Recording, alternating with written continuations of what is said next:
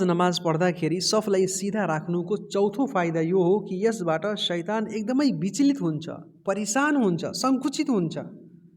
किनभने रसुल सल्लल्लाहु अलैहि वसल्लमले भन्नुभयो अकिमुस सुफुफ, सफलाई सिधा राख। फर्ज नमाज पढ्दाखेरि आफ्नो पङ्क्तिलाई एकदमै सिधा राख।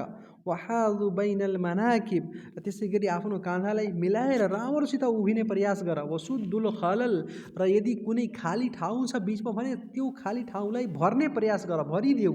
वलिनु बिऐदी इखवानिकुम, र आफ्नो भाइको लागि नम्र भइहाल एकदमै। वला तदरु फुरजातिल लिशैतान, अनि त्यसै गरी शैतानको लागि ठाउँ नछोड। शैतानको लागि आफ्नो बिचमा, आफ्नो पङ्क्तिको बिचमा खाली ठाउँ नछोड।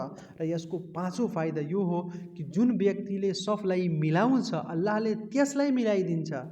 अब्दुल्लाह बिन उमर रजियल्लाहु तआला अन्हुको हदिसमा छ, रसुल सल्लल्लाहु अलैहि वसल्लमले भन्नुभयो वमन वसल सफ्फन वसलहुल्लाह वमन कतअ सफ्फन कतअहुल्लाह। यो अबू दाउदको हदिस हो।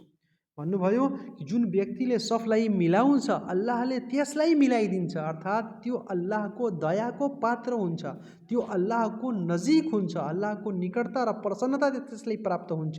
र जुन व्यक्तिले सफलाई मिलाउँदैन, त्यसमा खाली ठाउँ छोड्छ, टाढा भएर त्यो उभिरहेको हुन्छ भने त्यो अल्लाहको दयाबाट टाढा भइहाल्छ, त्यो अल्लाहको निकटताबाट टाढा भइहाल्छ र अल्लाहको दयाको त्यो पात्र हुन सक्दैन।